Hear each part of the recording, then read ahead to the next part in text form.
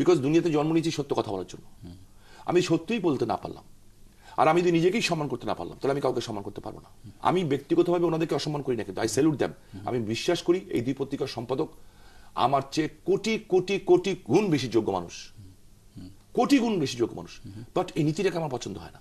আচ্ছা, এই যে আপনি সংখ্যাটা দিয়ে দিলেন, এই যে সংখ্যাটার পরে, এই সংখ্যাটা পরে যে ঘর পোড়া গরু সিঁদুর দেখলে ভয় পায়, একটা কথা আছে। এই কথাটা তো সঠিক যে নারায়ণগঞ্জের কোনো কিছু যদি হয় সেখানে কোনো না কোনো ভাবে আপনার নামটি সবার আগে আসে, মানে আসে বলছে এই কারণে সেখানকার যে নেতাকর্মীরা আছেন তারা যে কোনো ফর্মেই আপনার নির্দেশের অপেক্ষায় তো থাকে, এবং যদি থাকে এবং একই সঙ্গে যদি নিয়ন্ত্রণ আপনার প্রতিষ্ঠিত হয় সেখানে, তাহলে যে শব্দটি তার বাই ডিফল্ট হিসেবে সেটি হচ্ছে গডফাদার, যে শব্দটি তারা বলছে এবং যারা তারা বলছে, এবং তারা যত রকম সেখানে সন্ত্রাস নৈরাজ্য হয় তার দায় দায়িত্ব তো আপনার কাঁধেই বরাবরের মতোই আছে। এটা আপনার টেলিভিশনে একবার প্রতিষ্ঠিত করতে আপনি চেষ্টা করছিলেন, আপনার টিভিতেও আপনি একবার এটা প্রতিষ্ঠিত করার চেষ্টা করছিলেন। আপনাদের এতে কিছু হয় না। আমি আমার এলাকার রাজনীতি করি, এরকম সারা পৃথিবী মিলে চেষ্টা করছে ট্রাম্পকে খাওয়ার জন্য, হয় না। কিন্তু পিপল সনিক কনসাস, কোন মিডিয়া কেন কোন ইয়েতে চলে এটা কিন্তু পাবলিক বুঝে। আচ্ছা, কোন টেলিভিশন খুললে কোন নিউজ শুনবে এটাও কিন্তু পাবলিক বুঝে। আসলে পাবলিক মিডিয়া, আমি একটু বলি ভাইজান, মিডিয়া থেকে বুঝুন না, উল্টাটাই বুঝুক। হ্যাঁ, উল্টাটা বোঝার দরকার নেই। There is two kind of journalism. একজন হচ্ছে নিউজ তৈরি করে, আরেকজন নিউজ লেখে। রাইট। বাংলাদেশে এখন একটা শ্রেণী হয়ে গেছে যারা নিউজ তৈরি করে। নিউজ তৈরি করাটা এটা কিন্তু আলটিমেটলি কিন্তু নিজের জায়গাটাই নষ্ট করছেন আপনারা। আপনাকে বলছি না, আমি বলছি এটা করছেন, বা এদের সংখ্যা খুব কম। ভালো সংখ্যা এখনো বেশি। এখন সদস্যের মতো লোক নাই, তোয়াব খান সাহেবের মতো লোক নাই, আমাদের মানে আমাদের সমকালের সম্পাদকের মতো লোক নাই, সাইফুল ভাইয়ের মতো লোক নাই, নঈম মিজানের মতো লোক নাই, মিলন ভাইয়ের মতো লোক নাই, আপনার মতো লোক নাই। এরকম বহু লোক আছে কিন্তু ভালো। ওনার মতো লোক আছে না, উনি আজ পর্যন্ত জীবন শুনলাম না, এরকম বহু আছে। সংখ্যা বেশি। আমি বলছি না যে পলিটিশিয়ান সবাই ভালো, আমি বলছি পারসেপশন। হ্যাঁ, এই যে পারসেপশন তৈরি করা, কারণ কি? What is the reason? এই জন্য যে বেটা এটাকে মরা দরকার, এ মরার সময় বলে হাসপাতালে বেডে বোমা হামলায় ক্ষত বিক্ষত শরীর, তারপর বলছে শেখ হাসিনাকে বাঁচাও। এটা কি পারসেপশন? এ নত হবে না। এটি কি পারসেপশন যে একে ঘায়েল করতে হবে, এটা ঢাকার গেট, এটি কি পারসেপশন? ব্যাপারটা হচ্ছে এরকম, সেখানে নানা রকম হত্যাকাণ্ড সেখানে হয়েছে, এবং সেই হত্যাকাণ্ড যখন হয়, যেমন তকি হয়েছে, এবং হওয়ার পরে তার আগে তকিরাকে একটা জায়গায় আসেন না, 20টা মার্ডারও তো হয়েছিল, কইটা নিয়ে তো কথা বলেন না। আচ্ছা আচ্ছা, আমার উপরে যে বম ব্লাস্ট হলো, এই যে হাতটা খুলে পড়লো, পাটা নাই হয়ে গেল, চন্দন সহ রতন সহ পঙ্গু, 20 জন মানুষ মারা গেল, কই বিশ্বাস করেন আমি নিজে, আমি যখন সাংবাদিক ছিলাম আমি নিজে সেই ইভেন্ট কভার করেছি। ঠিক আছে, আপনি কভার করেছেন। না না, কই ওইটা মনে করলো, এটা মনে পড়লেন না কেন? ওইটা মনে পড়ে, এটা মনে পড়ে না কেন আপনাদের? আপনাদের এটা মনে করেন না কেন যে আজকে কেন জিজ্ঞেস করেন না ম্যাডাম খালেদা জিয়াকে যে আপনার আমলে তো আপনি যে জাতীয় নেত্রী, আপনি তোকে নিয়ে পড়েছেন, তোকে হত্যার বিচার আমার চাই। এই ঘটনার মূল কি? আমরা ঠিক এই 7 মার্ডারের মতো বেরিয়ে আসবে টুডে টুমরো। আমি চাই এটা শেষ হোক এবং প্রমাণ হোক। কিন্তু কই জিজ্ঞেস করছেন না কেন যে আপনি তো হুকুম দিয়েছিলেন? আমি তো নিজেকে লজ্জা পাই, যারা হুকুম দিলেন মানুষ পুড়িয়ে মারার জন্য, তারা দেখি আমার বঙ্গবন্ধু যে কাজু বাদাম খান। কেন কেন কেন জুস খাবেন? রাইট। আমার মনে হয় সেটি জাতীয় প্রশ্ন আপনার করবার অধিকার আছে, কারণ আপনি জাতীয় সংসদ সদস্য। না না, আমি সংসদ হিসেবে করি না, আমি মানুষ হিসেবে করেছি। আচ্ছা শুনেন, কারণ আমি মানুষ হিসেবে করি। শুনেন, আমি এখন রাজনীতি করি আল্লাহর জন্য, আল্লাহকে খুশি করার জন্য। আমি আপনাকে স্ট্রেট কাট বলছি, এবং আমি সেই আল্লাহকে খুশি করা আমার নেত্রী শেখ হাসিনা থেকে শিখেছি। আমি আল্লাহকে হাজির নাজিরকে বলতে চাই, রোজ কি আমাদের ঠেকা থাকবো, আমি ওনার কাছে শিখেছি। যিনি আমাকে শিখিয়েছেন হতাশ হলে কোনো সময় হতাশ হবে না, হতাশ হলে রসুল পাক সাল্লাল্লাহু আলাইহি ওয়াসাল্লাম জীবনী পড়বে। আমি একটা জিনিস বুঝি, আল্লাহ সুবহানাহু ওয়া তাআলা পরিষ্কারভাবে বলছেন যে আমি মানুষের ঘাড়ের সবচেয়ে নিকটবর্তী, এটা আমাকে শেষ করতে দিন একটু, কোরআনের আয়াত, মানুষের ঘাড়ের সবচেয়ে নিকটবর্তী যে রক, তার চেয়ে আমি তার কাছে অবস্থান করি। উনি বলেন নাই কিন্তু হিন্দু মুসলিম বৌদ্ধ খ্রিস্টান, আল্লাহ বলেন নাই, মানুষের। নবী রাসূল করিম সাল্লাল্লাহু আলাইহি ওয়াসাল্লামকে জিজ্ঞেস করছে সাহাবীরা যে রাসূল রূহ কি? উত্তর এসছে তোমার ভিতরে ফুঁকে দেওয়া জিনিস আমার রূহ। তাহলে where is Allah? Allah inside me. আমার কাজটা হচ্ছে আমি আপনার জায়গায় থাকেন, আপনার একটা রিপোর্টে শাকিল ভাই কিংবা ওনার একটা রিপোর্টে যদি 10টা গরিব লোকের উপকার হয়, দ্যাট ইজ আল্লাহ, ওটা আপনার স্যাটিসফ্যাকশন। আমি রাজনীতি করি, আমি আই এম 55, আমি জানি। অসাধারণ। আপনি যখন যানজট নিয়ন্ত্রণ করছিলেন, একটু প্লিজ আমাকে বলতেন না এই বিষয়টা, এই নিউ জেনারেশন জন্য বলতে চাই, ডোন্ট ফলো মি, আমি খারাপ, সরিয়ে দাও, তুমি আসো। বাট একটা জিনিস আমি বলতে চাই, আমি সব জায়গায় একটা জিনিস বলি যে প্রতিটা সন্তানের ওখানে উত্তরাধিকার তৈরি করা বড় নেতার কাজ। না, আপনার ওখানে উত্তরাধিকার আপনি দেখেন আমি লেটেস্ট যেটা করছি। জি, আমি আমার মনে হয় অতিথি একটু আমি ভাইকে পারমিশন নিচ্ছি, ওনার কাছে উনি আমার বয়সের ছোট ভাই। হ্যাঁ, আমি সেই হিসেবে নিচে নিচ্ছি। আমি গত কিছুদিন আগে জনসভা করেছি। আমি প্রাউড ফিল করি 2 থেকে 3 লাখ লোক এসেছে। আমার মতো লোকের ডাকে তো 3 লাখ লোক আসার কথা না, যেভাবে আমার বিরুদ্ধে অপপ্রচার করেন। এসছে, কিন্তু স্লোগান কি ছিল? মাদক, সন্ত্রাস, জঙ্গিবাদ মুক্ত। মানুষ কিন্তু চকচকে রাস্তা চায় না, মানুষ শান্তিতে থাকতে চায়। যেই বাবার বাসায়, যেই সন্তানের বাসায়, যেই বাড়িতে একটা ছেলে মাদক খায়, সেটা দোজক হয়ে যায়। ঠিক আছে? So if I can do something for the people. আপনি আপনার জীবনে, রাজনৈতিক জীবনে মাদকের বিরুদ্ধে কি করেছেন? আমি যেটা করেছি, জি, আল্লাহর রহমতে আমি স্যাটিসফাইড। নারায়ণগঞ্জে এমন কোন এলাকা নাই যেখানে আমরা পঞ্চায়েত কমিটি করিনি। আমার এসপি, আমার ডিসি, আমার ওসি, আমি সমস্ত দল মিলে, আমি এখানে বিএনপিকেও ধন্যবাদ জানাই, তারা কিন্তু আমার সাথে আছে সবাই। আমি জার্নালিস্টও আছেন, আমরা নিয়ে লেখা যাচ্ছে, কারণ এটা তো আমার আপনার সমস্যা না। আমার ছেলেও খেতে পারে, আপনার ছেলে খেতে পারে। আমাদের অনুষ্ঠানের সময় আমরা ফুরিয়ে ফেলেছি। শেষ করে দেন ভাই। এইখানে আমাকে যখন জিজ্ঞেস করে, যে সেদিন একটা টেলিভিশন জিজ্ঞেস করেছে, আপনি বলেন আল্লাহর ওলির দরবারে যান। আমি আমার যারা সন্তান তুল্য, কিংবা যাদের বাবা মা আছেন, আমার মা নাই, আমার বাবা নাই, মারা গেছেন, বলছে কোন অলির দরবারে যান? আমি যার মা আছে বেঁচে, তার চেয়ে বড় অলি কেউ নাই। আমি গত 3 বছর আমার মার মৃত্যুর আগে আমি মার কপালে একটা চুমু দিতাম, পায়ে একটা চুমু দিতাম। I miss it. এবং মায়ের পায়ের তলে বেহেশত। শামীম ওসমান জিন্দাবাদ, শামীম ভাই জিন্দাবাদ বলে কোনো মানুষের ভাগ্যের পরিবর্তন হবে না, যদি তার উপরে তার মা বাবার দোয়া থাকে না। সো আমার মনে হয় কি, যে এই যে আমাদের পিছিয়ে লাগালাগি না করে না, নিউ জেনারেশনকে যদি এই মিডিয়ারাই যদি আজকে উদ্বুদ্ধ করতো যে please come out from the drugs.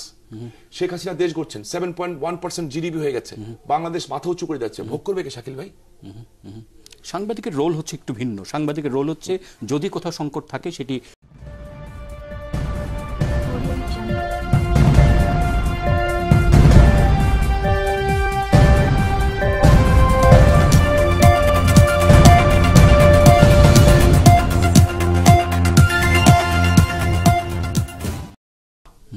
এবং এটার ভিতরে ওনারা বিভিন্ন গল্প বানিয়েছেন। তা আমার প্রথম প্রশ্ন হচ্ছে, এবং ওনারা ইনি বলতে চেয়েছেন যে ওনাদের নৌকার পক্ষে ওনাদের অনেক দরদ। সেখানে আপনার মত আমরা পড়েছি, আমার মতামত আমাকে টেলিফোনে জিজ্ঞেস করা হয়েছে, আমি বলেছি। হ্যাঁ, তো আমার কথা হচ্ছে, আমি খুব অবাক হই, আশ্চর্য হই, বিস্মিত হই যখন দেখি যেই প্রথম আলোর ডেইলি স্টার পত্রিকা, এই পত্রিকাটা আমি অনেক আগের থেকে পড়ি না, আমি খুব স্পষ্টভাষী, যখন থেকে আমাদের রসুল পাক সাল্লাল্লাহু আলাইহি ওয়াসাল্লামের ব্যঙ্গচিত্র এঁকেছিল এই পত্রিকাটা। ঠিক আছে? ব্যঙ্গচিত্র কারণে এই পত্রিকার সম্পাদককে যে বাইতুল উক্কামের খতিবের কাছে কানে ধরে উঠবোস করতে হয়েছিল, দেখেছিলাম পত্রিকায়, তখন আমি দেশের বাইরে ছিলাম। ওনাদের কেউ এই মুহূর্তে আমাদের সঙ্গে উপস্থিত নেই, বললাম না। জি জি, হ্যাঁ, কিন্তু যখন থাকে না, আপনারা আপনাদের মজা মতো নিউজ করবেন। সূত্র বলেছে, এখানে বলা হয়েছে কেন্দ্রীয় নেতারা বলেছে, কে বলেছে আপনি জানেন না। আচ্ছা, আপনারা যখন বলবেন তখন বলবেন সূত্র। এখন আপনি আমাকে বলবেন একটা কথা, আর আমাকে প্রমাণ করতে হবে না it's not true. This is not journalism. Journalism আমরা লেখাপড়া করেছি, আমরা ল পড়েছি, পলিটিক্যাল সায়েন্সে করেছি। না, এখানে আছে স্থানীয় একাধিক সূত্র জানায় নারায়ণগঞ্জের। হোয়াট ইজ দ্য সূত্র? আমার কাছেও স্থানীয় একাধিক সূত্র না, প্রথম আলোর ভিতরের একাধিক সূত্র আমাকে জানিয়েছে যে বিশাল অঙ্কের টাকার বিনিময় নির্বাচন কমিশনকে বিতর্কিত করার জন্য এই 111-এর প্রবক্তা, এই ডেইলি স্টার গ্রুপের প্রবক্তা, যার কারণে আমার নেত্রীকে জেল খাটতে হয়েছে 11 মাস। যেই পত্রিকা আমার নেত্রী জননেত্রী শেখ হাসিনা বলে দিয়েছে আমি এটা পড়ি না। কেন পড়ি না? কারণ তাদের অতীতের ভূমিকার কারণে। এই পত্রিকা যারা 111-এর সাথে সরাসরি জড়িত ছিলেন, নবীকে নিয়ে কথা লিখেছেন, আমাদের কাছে সূত্র বলছে, আমি বলছি আমার কাছে না, আমাকে শাকিল ভাই শেষ করতে দেন। আপনার লেখে সেটা জনগণ প্রশ্ন করেছে, জনগণকে উত্তর দেন। এই পত্রিকাতেই লেখা আছে শামীম ওসমানকে ঘিরেই সব শঙ্কা। আমি দেখাচ্ছি এই কারণে, উনি শঙ্কার কথা বলেছেন, আমার ছোট বোন আইবিও একই কথা বলেছে, শঙ্কা। এই সংকট ওনারা ক্রিয়েট করতে চাচ্ছেন কেন? ভিতরে নিউজ হচ্ছে 17 জন কাউন্সিলর, আমাদের কাউন্সিলর পদপ্রার্থী দলীয় কাউন্সিলর এখন আছে, আমার যদি ঘোষণা দেয়নি মেয়রের স্বার্থে। সেখানে আমাদের আগেই 26 জন পাশ করা কাউন্সিলর আছে, যারা সবাই আমার ফলোয়ার্স, আমাকে ভালোবাসে। তারা আমাকে না, শেখ হাসিনাকে ভালোবাসে।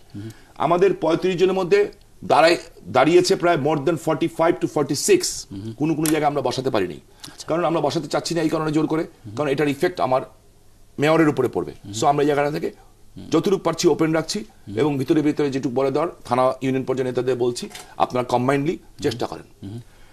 ওখানে ওখানে ওখানে আপনার সিদ্ধিরগঞ্জ অঞ্চলে শুধু এইটুকু আপনার কাছে জানতে চাই যে 17 জনের কথা তারা বলছেন, অথবা ওখানে আপনি কি সত্যি মনে করেন যে যারা কাউন্সিলর পদে দাঁড়িয়েছেন সেখানে কাউন্সিলর পদে যারা আছেন তারা সেখানে কোনো রকম সন্ত্রাস বা কোনো রকম নৈরাজ্য সৃষ্টির কোনো রকম চেষ্টা তারা করবে না? কেন করবে? আচ্ছা, আর করলে করবে না এই গ্যারান্টি কে দেয়? আচ্ছা, যেই ফিল্ডে বিএনপি আছে, যেই ফিল্ডে জামাত আছে, যারা ভোটের রাজনীতির জন্য না, ক্ষমতায় যাওয়ার জন্য 185 জন মানুষ মেরে ফেলে আগুন দিয়ে পুড়িয়ে, যারা 500 জন মানুষকে দগ্ধ করেছে, আচ্ছা, মাঠের ফিল্ডে তো তারাও আছে। আচ্ছা, তাদের টার্গেট তো দুটো, এক হচ্ছে পাশ করতে পারলে পাশ কর, আর যদি পাশ করতে না পারো নির্বাচনটাকে বানচাল করো। সেই বানচালের পিছনে আবার ওনারা কাজ করছেন। এখানে কিন্তু 3 রকমের শক্তি কাজ করছে। এই নিউজটার পরেই আমার মাথাটা গরম হয়েছে যে ঘটনাটা কি। আচ্ছা, হঠাৎ করে গণফোরাম আওয়ামী লীগকে সাপোর্ট দেয়, যারা শেখ হাসিনাকে শেষ করে দিতে চায়, তাদের এত নৌকার প্রতি দরদ হয়ে গেল। যারা গত 7 বছরের 10 বছর ধরে এজেন্ডা করছেন, যেই পত্রিকার গ্রুপ উলফার পয়সার সৃষ্টি যারা, আমার মনে হয় যে এই প্রসঙ্গ আমরা কেন আপনাদের বিরুদ্ধে কথা শুনবেন না কেন? আপনারা তো আমাদের বিরুদ্ধে কথা শুনেন, টেলিভিশনে যখন আসেন আপনারা যখন এনে বলেন তখন তো আমাদের বিরুদ্ধে একতরফা কথা হয়। আসেন, ফেস করেন, নাহলে ওনাদের কাউকে নিয়ে আসেন, কালকে আবার আসি।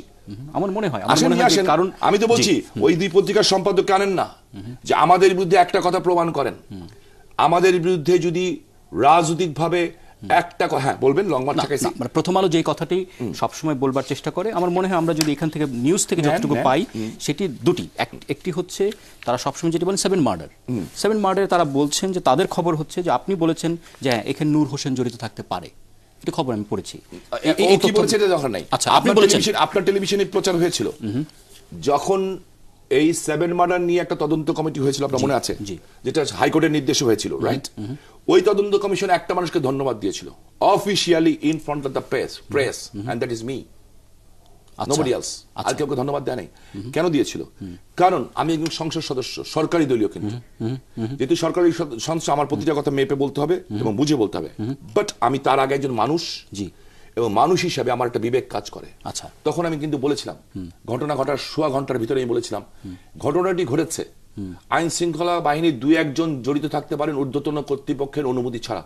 আজকে 2 বছর পরে কি প্রমাণিত হলো? আদালতে কি প্রমাণ হচ্ছে?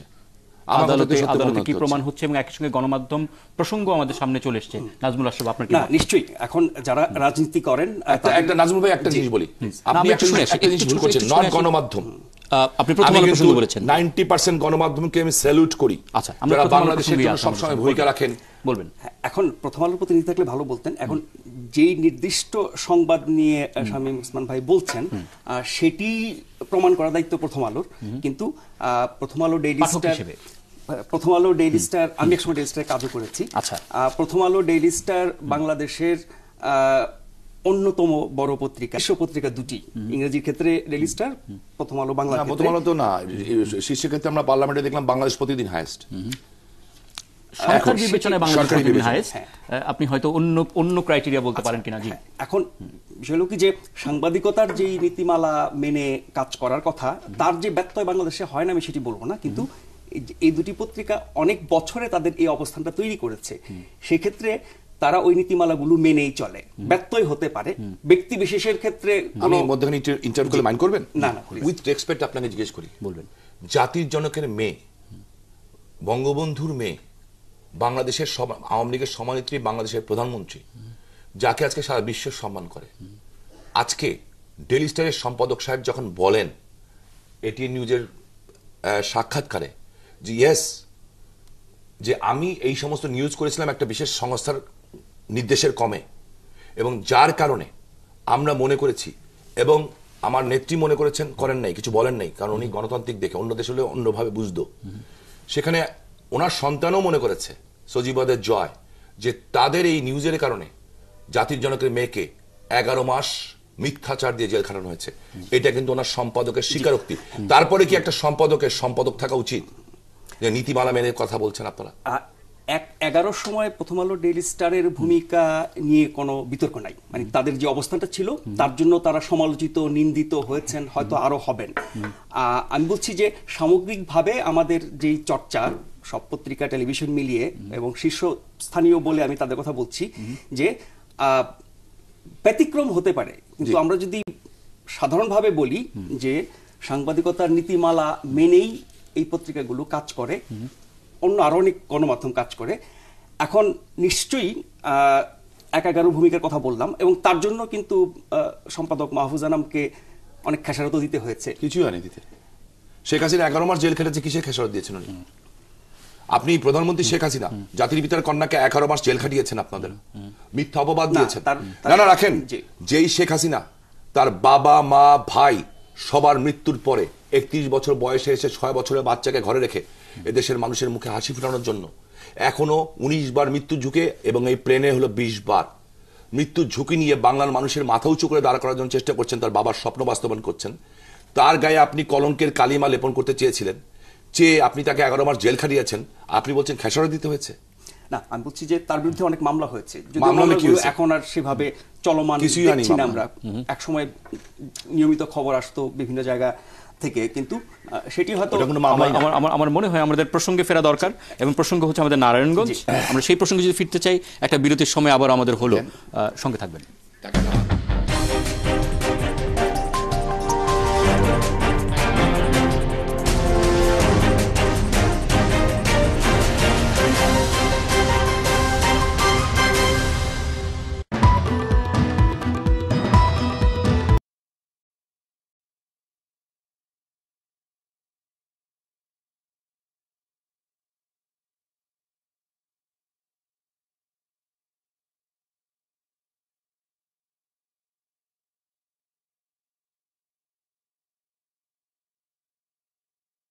ঝুঁকিপূর্ণ বলা হচ্ছে এই নির্বাচনী এলাকার মধ্যে সিদ্ধিরগঞ্জ যে এলাকাটি আছে তার সবকটি কেন্দ্রই ঝুঁকিপূর্ণ।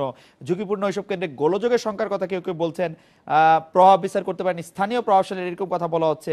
গোয়েন্দা সংস্থার প্রতিবেদন, যেটির মধ্যে নিশ্চয়ই আপনাদের সাথেও কথা বলা হচ্ছে, সেটা আছে, আপনারা নিশ্চয়ই অবগত আছেন। এই গোলযোগ এড়াতে আপনারা কি ব্যবস্থা নিচ্ছেন?